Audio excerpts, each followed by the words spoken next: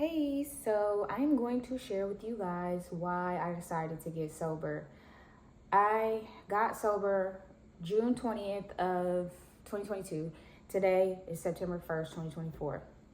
And so it's been 2 years, which is completely crazy because at any point in my life, if you would have told me, oh yeah, you're not going to drink alcohol, I would have been like, sounds lame. And that's just the honest truth. Um, so I'm gonna tell you like how it started for me, like some early experiences, and then like what led me to it. So I think me and my friend at some point when I was like 12 or 13 had like sips of a wine cooler or something like that. I don't think we drank the whole thing. I don't really remember, but we weren't drunk. I think we were probably giggling and acting like we were. So alcohol has always been on my radar for whatever reason. And then when I turned 15, that was my first violent hangover. Okay.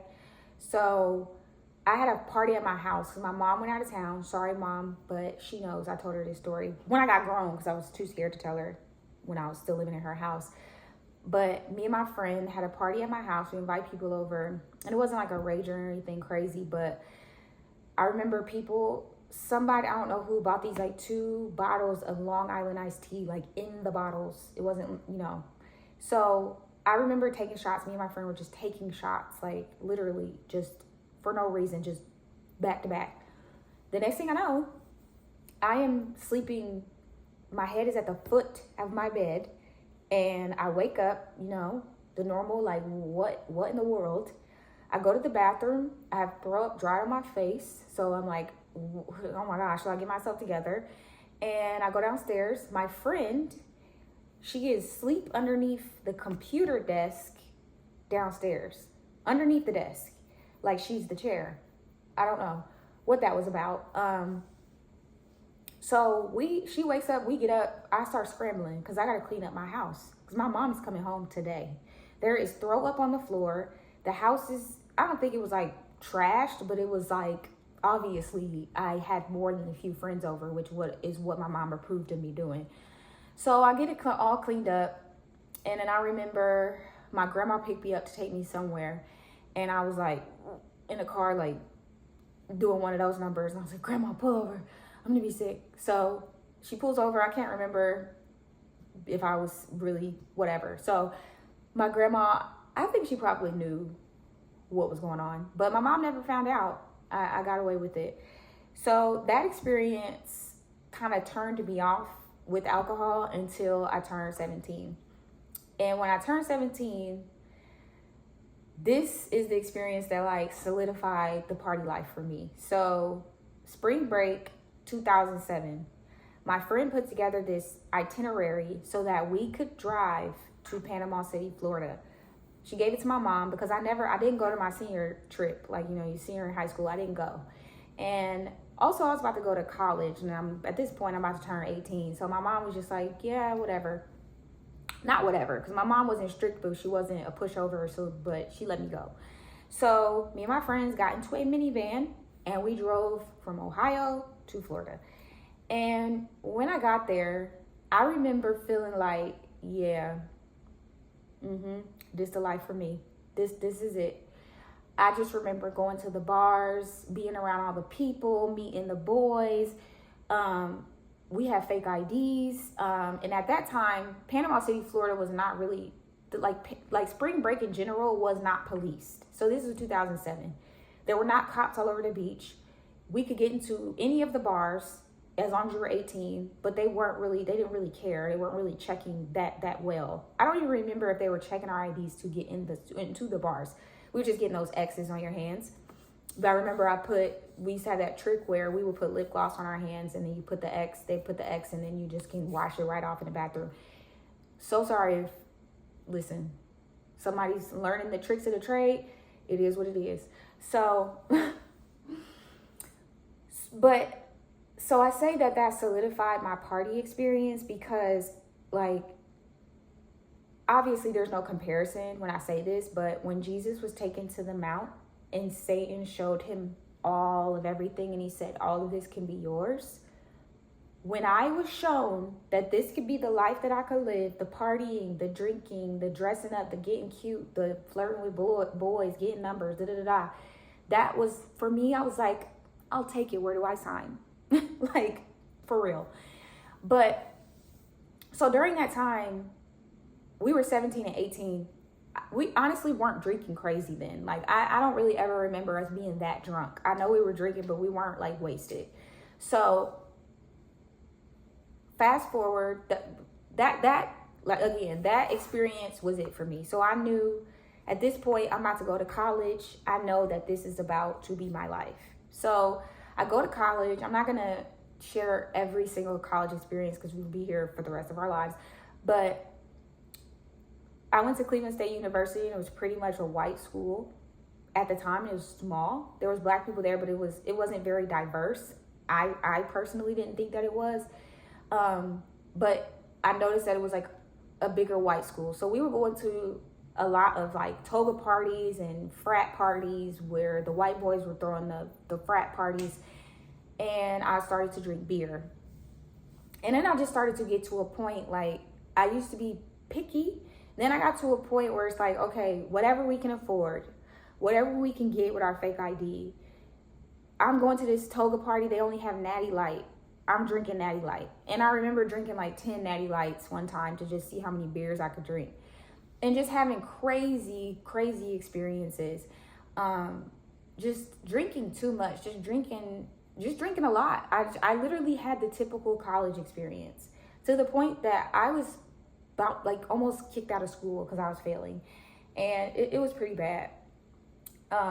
So I also remember drinking underage, getting caught and being handcuffed to my friend, and them turning in the ticket and knowing that it was going to be like $1,000 fine. I was going to have to go to court, all of that, and the cop never turned the ticket in, by the grace of God. So that was another experience. So just in college, just having the normal college experience, but I just was partying every night. Thursday, Friday, Saturday, Sunday. Thursday, Friday, Saturday, Sunday. Going to work hungover, literally I worked at a department store. I remember literally blacking out at the counter because I was so hungover when I was helping a customer. I don't even know how I finished helping them. And then I went into the fitting room and I went to sleep at my job. I woke up like an hour later and I was fine. So just plenty repeats of that, just blacking out. Like, I've had a conversation with somebody before and they say, yeah, I probably blacked out like 3 times in my life. 3? I've probably blacked out 50 times in my life. I've probably blacked out, I couldn't tell you, in crazy amount of times. And if you know what blacking out does to your brain, if you don't, just Google it. So with drinking and driving, I never got a DUI. I never got any of that, by the grace of God. But I do remember one time that I drove home and I don't know how I got home. My car was parked. I got in the house. The door was locked, like everything. And I have no memory of how I got home. So that really also scared me. Like, yeah, you tripping. This is getting a little out of hand. So I also remember being so drunk in college that I would go out, meet up with whoever I was meeting up with, friend or whoever. And then when I would leave the bar, I would be too drunk to drive. So I would just get in my back seat and I would go to sleep. And then I would wake up like an hour or 2 later and then I would drive home, which you're not sober, but you know, you're not, I guess, as drunk. I don't know. And then this is in Cleveland, Ohio. So at West 6 downtown, how is it safe for a freaking girl in her early 20s, 21 years old probably, to be sleeping in her car drunk? Terrible. But another pivotal point that like changed it for me, I guess a little bit, is that because I kind of jumped around, but when I was 19, I went back home during break, like winter break, and I had this really bad like beef with this girl in high school. So I went to this really popular club that is in my hometown, and this was a time when we wore stilettos, pumps in the club all the time. We were not wearing sneakers. It was not today, okay? We were wearing stilettos, pumps all the time. Like, we were dressing up. And I remember these girls had like Timberlands on. And I ended up getting into this like really bad fight, like really, really bad. And I was so drunk. I have no memory of fighting. I have a memory of like the meat, but I have no memory of the fight. And that kind of scared me because it's like, you can't even protect yourself if something happens to you. That's how drunk you're getting. You're getting drunk to the point that anything can happen to you. So I told myself that I wasn't going to keep blacking out. Because at this point, at 19, I started drinking again at 17. In between this time, I was blacking out pretty much every night. I was throwing up pretty much every night. So, you know what comes with blacking out? You're falling, you're hitting your head. It's not healthy to be throwing up every time you drink. It's not healthy to be blacking out, browning out, whatever you want to call it. So that was what was happening with me. So although that getting into that fight was very traumatic for me, I think it kind of saved me from something. So that happened. So that was kind of a nutshell of like my college experience, my early 20s, like my younger days drinking. So fast forward to me moving to Atlanta in 2016. When I moved to Atlanta, I was like, oh, it's lit. Okay, because Atlanta, if you want it to be, is a party city. There's always something to do Monday through Sunday. You can find a turn up on a Monday and a turn up on a Saturday. It could be just this turn. It doesn't matter. There's always something to do here. It's always something to do in Atlanta. So because I was such a big drinker, all of my friendships were shaped around drinking too. Literally, we would go out in groups just drinking, like meeting up to drink, like drinking. And this, I can only speak for myself. I'm not going to speak for nobody. I was drinking to celebrate. I was drinking to mourn. I was drinking because I was bored. I was drinking when I got a job. I was drinking when I got fired from a job. I was drinking at a baby shower. I was drinking at a funeral. I mean, every day was an excuse to drink. Now, I was never a person that would like to drink and get drunk by myself. I maybe have a IPA or something or a glass of wine, but I was never one to just get wasted alone. But yeah, coming to Atlanta definitely just continued the cycle of me just drinking. So I've already shared in a previous testimony video of like how I came to surrender to the Lord, but at the time I wasn't really as surrendered as I thought I was because I was still using alcohol and partying as an idol, basically. So, but I do remember trying to get closer to the Lord and then trying to be in the world. So I wanted to still party, drink, and date men I shouldn't be dating. And then I wanted to go to church and go to church and read my Bible. And, I was trying to do both.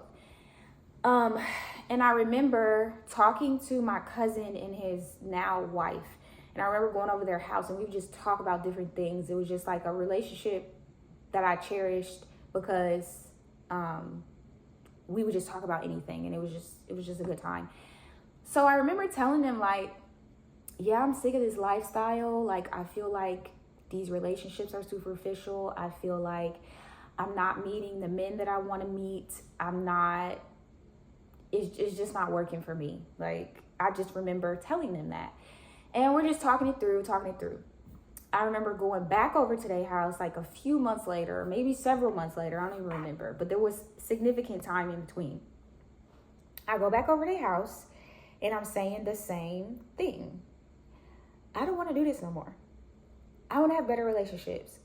I don't want to be in the drama that comes with drinking and partying and the craziness that comes along with all of it. And I remember it was either him or his wife. I don't remember which one of them said it, but they was like, yeah, you said that last time you was over here.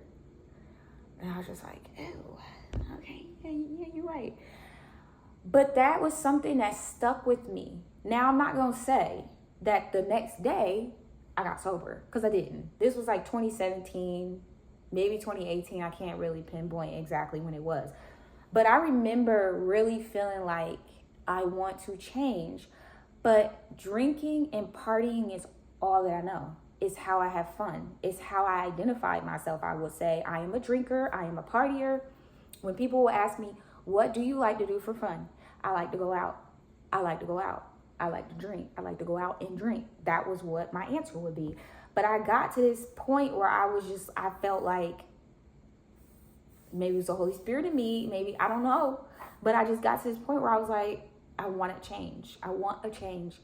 So when I started going to church and stuff more frequently, I remember that I would get too drunk on Saturdays that I would be hungover and I wouldn't be able to make it to church on Sunday.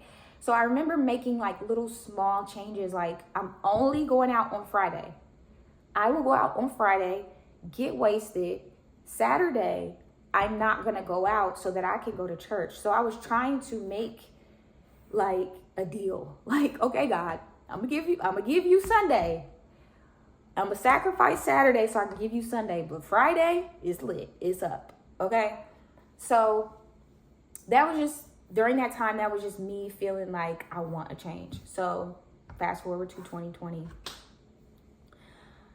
I feel like I was just at a point where I didn't really know what I wanted. Like, I feel like I'd heard from God and I felt like I wanted better for myself. But when you are just under this stronghold and it's just something that you've always done, it's just really hard to make a change. Like, literally everyone I know drinks. Like, every person that I know. And I don't say that to say like I'm a follower, because no one has ever forced me to drink. No one has ever been like, come on, like, no, I wanted to do the things that I was doing. But my point is like, I'm losing my train of thought. Give me a second. Okay. So nobody ever had to force me to get into this. Oh, I'm sorry. Okay. But when all your relationships are centered around drinking, it's hard to be like, so what are you going to do? You just going to stay at home? You're not going to do nothing? I just got to a point where I was really struggling. I don't know. So I had these two toxic relationships back to back, situationships, if you will. And the best way that I can describe it, I was at this just very toxic place. I was like a pig rolling in the mud, and the mud was my sin, and I was that pig, okay? And I was just really, really, really trying to do both things. I was trying to live for God, and I was trying to live for the world. And I remember during that last relationship, before I was like, I'm done with all this mess, I remember God calling me to be abstinent. And I was like, but I'm dating somebody, and it was just weird, and I was just struggling with that. So I was in this tug of war, like this flesh and spirit pull back and forth. And it came to like a point to where I feel like my sin and my guilt and my shame and my embarrassment started to eat away at me. And I started to feel sick.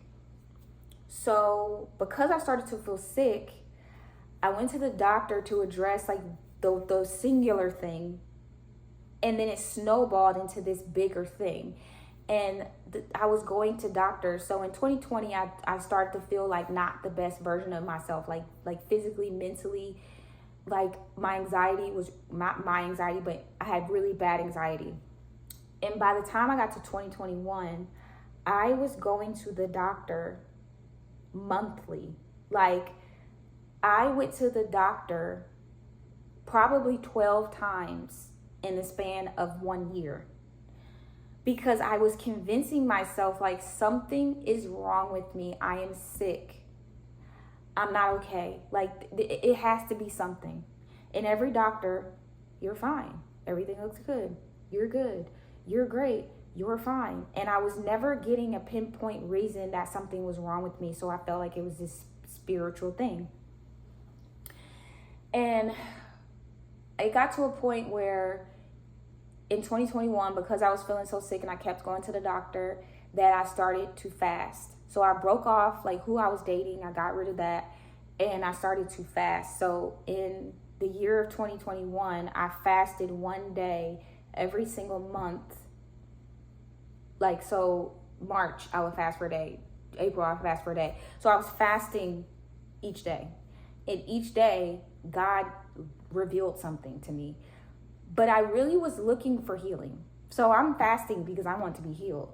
Because that's what we're told. You fast, you deny your flesh, you get healing. You whatever. You trying to get answers from God, you fast. So I'm fasting and I'm thinking, you know, God is going to tell me like what I need to do to feel better. God is going to help me sleep better. God is going to whatever. God is literally giving me a mirror to show me who I am, to show me who he sees me to be operating in, not who I actually am. And he told me literally something every time I fasted. He told me something about myself, not about my sickness, not about my illness, not about anxiety, not about anything physical. He was telling me about me on the inside. And it's funny because we like God never said, it's just crazy. The enemy told me, the devil told me, you're sick, you're dying. You're never going to get better. You have some terminal illness. You're never going to be okay. And I had told my family, some of my family and friends about how I was feeling. But when you're struggling with things and it's going on the 8th month and the 7th and the 10th and the 9th and the year and the 2, nobody's going to keep, you still sick? You still sick? You still like, and I'm not saying that people should have been asking me. I was eating away. Like I was internalizing all of this and I was doing this by myself. And one of the things that God told me when I fasted, he told me, you do not put me first. And I was like, wait, me? The girl who has a clothing line dedicated to Jesus Christ? The girl who posts Bible verses? The girl who goes to church? Me? The girl who's now abstinent? Me? And God was like, yeah, you don't put me first. And that rocked me to the core, okay? So you would think, okay, God, you know, revealed some things to you in 2021. You felt better, right? No. When I tell you, God, I tell you that I was sick, I felt sick, anxious. When I say pain in my body, pain in my mind, pain in my thoughts, pain in every aspect of my life. But what's funny, and I've posted this and said this before, I had dyed my hair in 2021. I looked beautiful on the outside. Look, I can toot my own horn. We should think that we're beautiful. I thought I looked beautiful on the outside. On the inside, I felt like literally a piece of just crap, like horrible for 2 years. If it wasn't exactly 2 years, it was probably like a year and a half. It was a year and a half or 2 years of me literally every single day. This is how bad it got. And I know it was a spiritual thing, but I also was focusing so much on feeling bad. I was focusing so much on pain that I was never focusing on healing. I was always trying to find some type of solution. Like, I need to try this and I need to go to this doctor. I need to do this and I need to do this. And I'm like, why am I not being healed? Like, God, I know you could take this pain away from me. I literally never felt pain like that in my life. And I'm like, I know you can take this away from me. But every day I wake up and I feel the same. But the way that the grace of God, the way that I experienced it and how beautiful it was and the mercy of the Lord. So for example, in June, okay, wait. So let me catch you up to like where we are. So I'm still in pain. I'm still feeling horrible. June of 2022, I end up being in Jamaica and I'm drinking. And I started feeling like, okay, I don't feel good when I drink. And it's not when I wake up the next day. It's not just a hangover. And my hangovers sometimes would be so bad that I would see like this little glowing vision, like my vision is blocked. For like, I'd wake up and I'd see this like orb in front of my face, like in my vision, not physically, but in my vision. And when that orb thing would go away, I knew I was about to get hit with the worst hangover, like laying on the toilet, like pleading with God, like just these violent, nasty hangovers. So in Jamaica, I remember drinking and I felt like this sensation of my ankle swelling up. And I'm like, but they didn't look swollen. But I'm getting these weird sensations in my legs. And I have these sensations in my body and I just feel so horrible. I was getting this, like my back was breaking out. It was just the weirdest, like my body was like rejecting something, right? So when I came back from Jamaica, I remember it was Juneteenth and it's a black holiday. So I'm like, okay, I'm about to have my little last hurrah, but I gotta quit. I gotta quit. Something is really, really like wrong with me. Something's not right. So I quit. That's June 20th, 2022. So did I feel better? No. Did I just wake up and I'm like, oh, yep, I'm good? No, I did not. I did not feel better. So things were like great for me, like on paper. Like I got a good job. I moved into a high-rise condo in downtown Atlanta. I look good. All the superficial things, but on the inside, I feel like dirt. I feel like crap. And I remember being in that apartment that I've always wanted with floor to ceiling windows and feeling tormented, feeling sick every day, feeling awful. Now, when I had fasted and prayed, I was living in a whole nother place. I was living in Norcross, and then I moved to downtown Atlanta. Now, this is what I was going to say earlier. So I would lay down at night. As soon as I would hit my head would hit the pillow, my heart would go like as if it was coming out of me. I had this anxiety, like lightning bolts. Like I could feel it going up to my fingertips, out, like my legs felt numb, my body, like I was having this extreme anxiety. And it was so tormenting. This was happening to me every single night.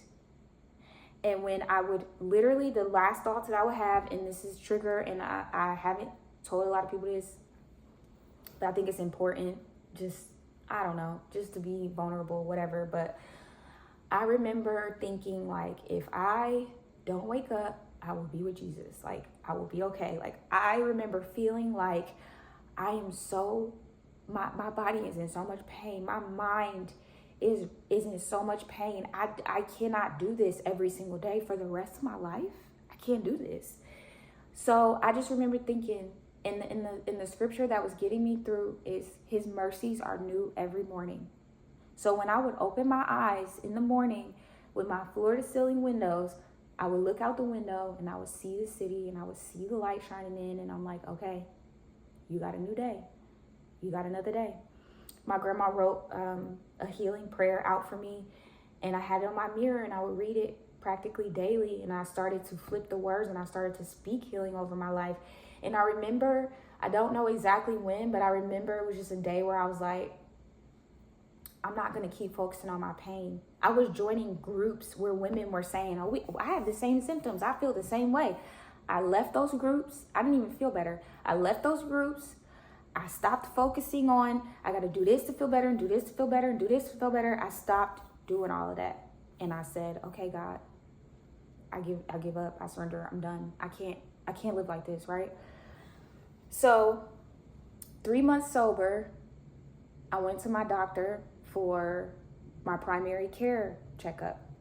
And I remember my doctor, she used to ask me, this is embarrassing, but she used to ask me, how many drinks, they ask you this question, how many drinks do you typically have in a week?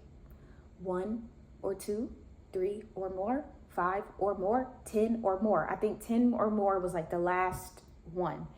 I would arrogantly and like brag like 10 or more. Like, I could hold my own. I drink with grown men. I drink with my friends that are 6 foot, 200 pounds, 180 pounds. I can drink with grown men. I don't get sloppy.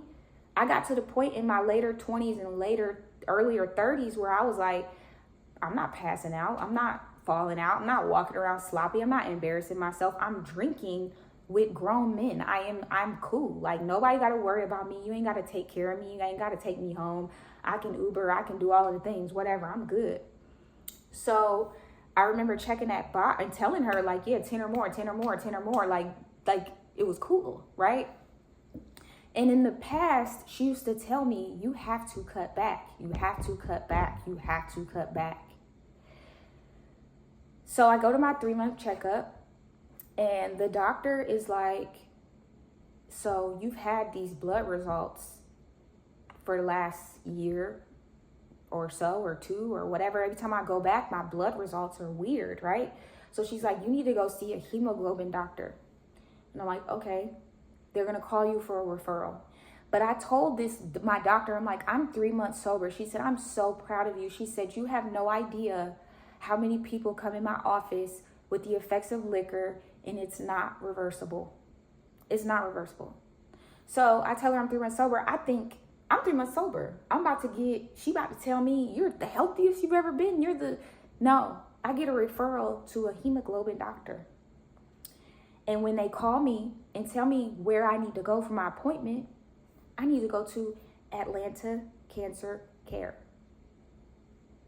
So I pause and I'm like, okay, thank you. Immediately I'm in tears. I'm bawling because I'm like, this makes sense.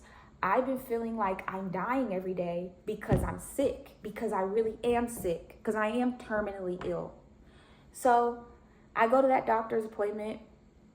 And they do, like, when you go to a hemoglobin doctor, they see everything. Like, they look at your blood under a microscope. They can see if you have this, if you have this type of cancer, if you have this type of whatever. They can see, like, you have HIV, you have it, like, whatever. They can rule out everything. That's the point of going to these type of doctors, so that they can monitor your whatever. So he tells me, like, yeah, it can be a number of things. Cancer, this, that, HIV, da-da-da-da. He just names all these things.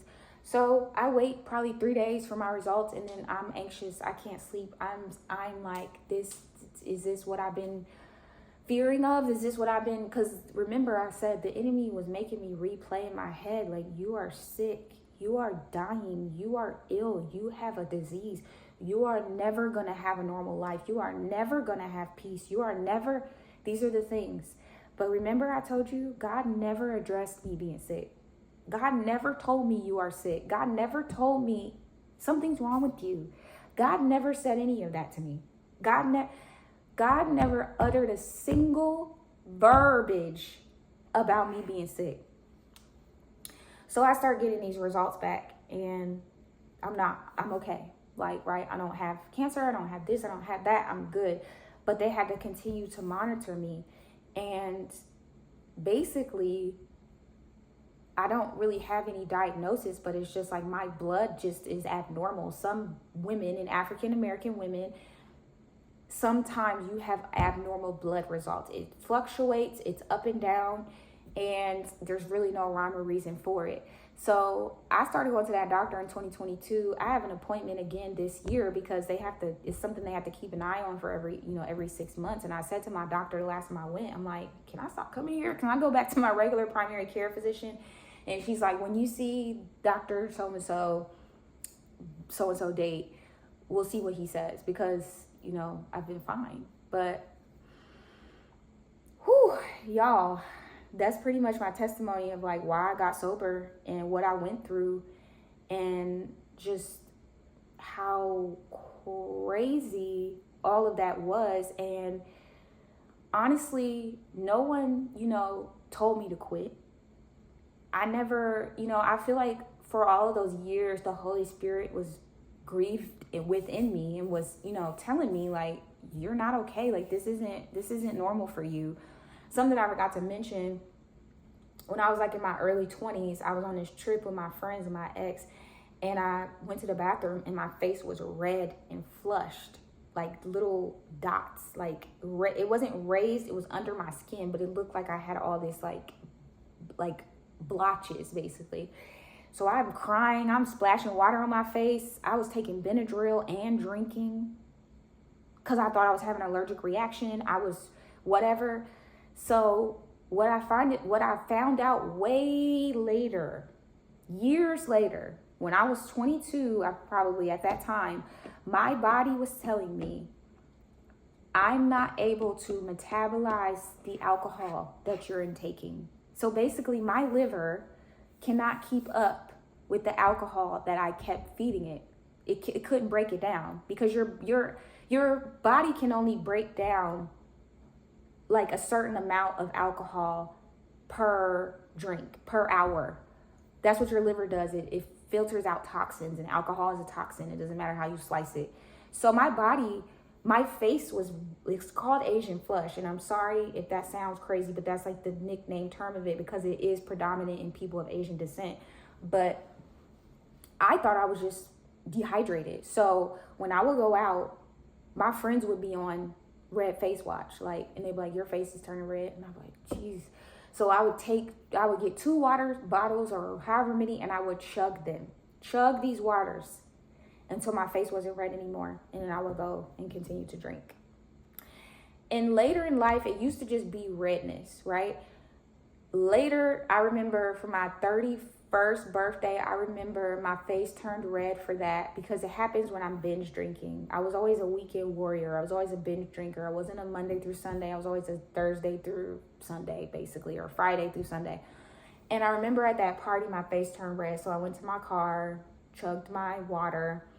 But it got to the point where I would be like shortness of breath. I remember like feeling it in my eyes. Like I wouldn't even need nobody to tell me because I could feel in my eyes that like I felt this like heaviness and like this sunken feeling. And when I would look in the mirror, I like looked like the Walking Dead. And my body was telling me at 22, slow down. We can't handle this. And I was chugging water on top of that, thinking that I was dehydrated, when actually my body does not metabolize alcohol like everybody else's. And I'm binge drinking Friday, Saturday, or however many days, and then my body's like, we've had enough. So I don't know what the future holds with my life, you know. I say this to people that I know, like, it would be really cool if I could just be a 1 glass of wine person, or a 1 margarita person, or a 1 beer person. I've never been that person. Since I was 17, I've always been a we're getting wasted tonight. All the songs that came out in that time, party, party, party, let's all of the songs, like, you know the songs, we getting tipsy and everything else. So I've never been a person who just has a drink. But I know that I made alcohol an idol in my life, and I know that it just became this thing that I felt like I had control over it, but my body was telling me like, girl, you're not okay. And spiritually, I was just going through it. So you're probably wondering, like, when did you start to feel better? Honestly, I feel like when I got to like the 6 or 9 month mark of being sober, so I feel like I felt sick for a full 2 years, from like late 2020 to like late 2022, maybe, is when I started to actually feel better. I remember one time I was like, oh shoot, I've been feeling good for a month. Like, what's happening? Like, what's going on? And it's crazy how much trauma and PTSD your body will hold, because anytime I have this anxiety or like fear of something, or I'm like worried about something, like my body will start to be like, okay, your nervous system, we about to lose it. You need to figure it out. And luckily I've gotten better control over that, you know, therapy and surrendering to Jesus. I think it's kind of cool that I have a sober date, because I have a surrender to Jesus date. Because honestly, yeah, I've been a Christian my whole life. Yeah, I grew up with the name of Jesus in my household. And yeah, I've gone to church and all of the things, but I've literally surrendered everything to Jesus. And June 20th, 2022 was the day that I decided I'm giving it up. Like, I can't do this anymore. I've literally ruined my life. My sin, my shame, my guilt, my condemnation, choosing the wrong men, doing things I know I shouldn't be doing. And it all just really started to catch up with me. And I think it was because I was straddling the fence. Because when the devil has you, he has you. What's he going to bother you for if he already has you? You can't blame the devil when it's just the consequences of your sin catching up with you. But I got to a point where it was like, I wanted to be over here And then I wanted to be over here. I wanted to be doing the things of the world, and then I wanted to be with God. And it's like, you can't serve two masters. You can't put old wine into new wineskins. You can't, you know what I'm saying? You're going to have to pick a side. You're going to have to pick a side. At that point, if you do not, your life's going to make you choose. And I got to a point where the spiritual warfare was so bad because I was never not going to choose God, but I also wanted both. So I think that's just what got me to the point where, like, my body, like, I feel like the Holy Spirit was so grieved within me. My sickness, although, you guys, I would never wish it on anybody. How I felt for 2 years, I would never wish it on my worst enemy. I felt so horrible.